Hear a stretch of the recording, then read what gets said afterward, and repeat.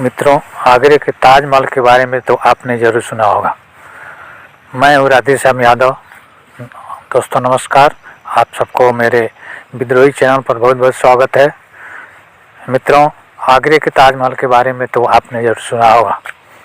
यह दुनिया के 7 अजूबों में एक अजूबा जिसकी खूबसूरती देखते ही बनती है। और उस समय जबकि तकनीक इतनी विकसित नहीं थी, इतनी खूबसूरत बिल्डिंग बनाने का एक अपना अलग महत्व होता है। आज दुनिया भर के देशों से लाखों की संख्या में पर्यटक इस ताजमहल को देखने के लिए आते हैं। यह इतिहास में एक अजूबा ही कहा जाएगा।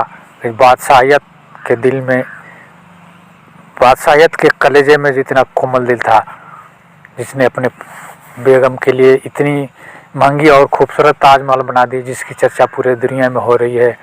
कहा जाता है कि मुग़ल बादशाह शाहजहाँ ने अपनी बेगम मुमताज़ महल के याद में इस ताजमहल को बनवाया था।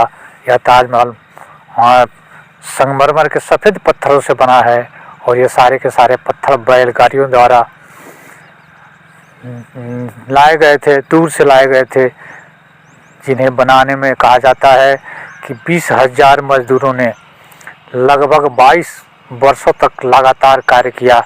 और उस समय के कारीगरों ने इतने निपुण थी, जो इतिहास में उनकी निपुणता को दर्शाता हुआ यह ताजमहल खड़ा है। आज यह ताजमहल जमुना नदी के किनारे खड़ा है। इतने 300 साल से भी ऊपर हो जाने के बावजूद भी देखने में ऐसा लगता है जैसे ताजमहल अभी अभी बनाया गया है। बिल्कुल नया चमचमाता हुआ दिखाई देता है। इस तरह के इसमें मटेरियल लगाए गए हैं। मित्रों, यह ताजमहल हमारे देश की धरोहर है, जिसे देखने के लिए दुनिया भर से लोग आते हैं।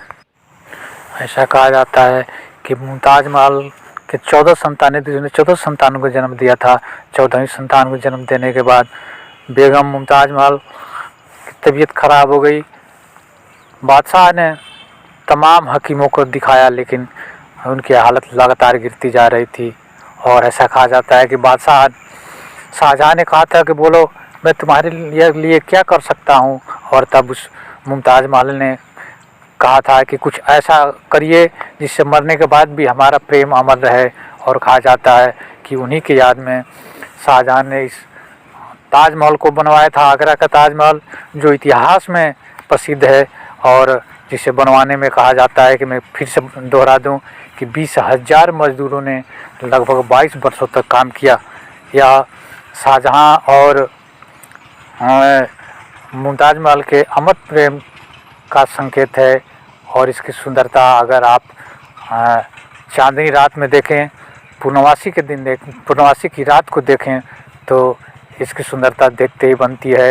यह सुंदरता जिसको देख करके सुंदरता की याद आ जाती है, सुंदरता की काल्पनिक लोक में पहुंच जाते हैं। और यह ताजमहल जो इस राष्ट्र की धरोहर है, जो इस देश की धरोहर है, इसे बचाने के लिए सरकार द्वारा भी पूरा प्रयास किया जाता है। इसका रखरखाव के लिए पूरी व्यवस्था की गई है। और यह भारत के लिए बहुत ही अमूल्य है, इसलिए इसका विशेष ध्यान रखा जाता है। मित्रों, यह शाहजहाँ और मुमताज़ महल के अमर गाथा का संकेत देता हुआ ताजमहल खड़ा है।